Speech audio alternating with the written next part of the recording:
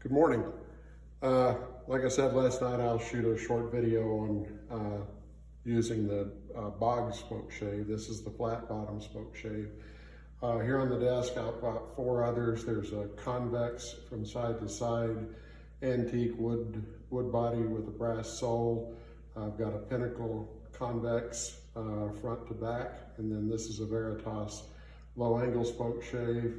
This is one of my favorites. It's just a great little Spokeshave that's real comfortable in the hand. It was probably made back in the early 1900s. It's got the maker's mark stamped on it right here. I don't know if you can see that in this light, but it's really nice for just doing fine detailed work because it's real light and very maneuverable.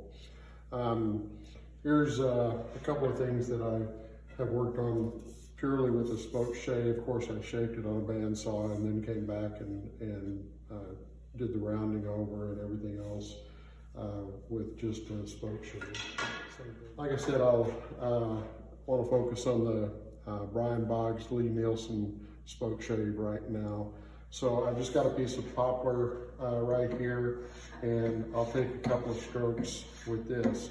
I'm using the left side of the blade right now. When I go to the right side of the blade, you can see that I'm taking a heavier cut because the blade is actually skewed like this in the Spokeshave.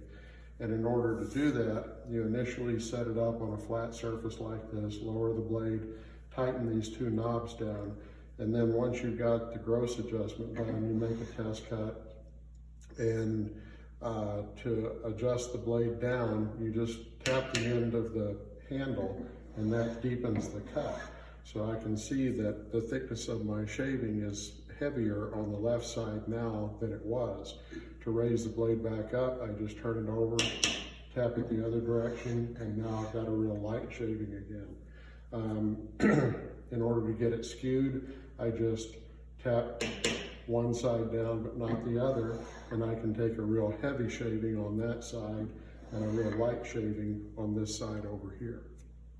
It's real simple, takes a little bit of practice, kind of like I said last night, a Japanese plane or a Krenov style plane that you just use a hammer to tap on the back of it or on the plane iron.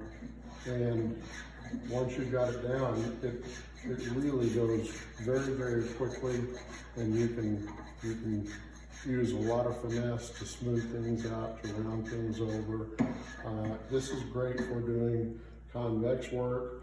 I did all the concave surfaces on these also, but you can see that they're a real large radius, so I didn't have any problem with chatter or anything like that on these particular parts. If I had, I would probably go to the round bottom pinnacle.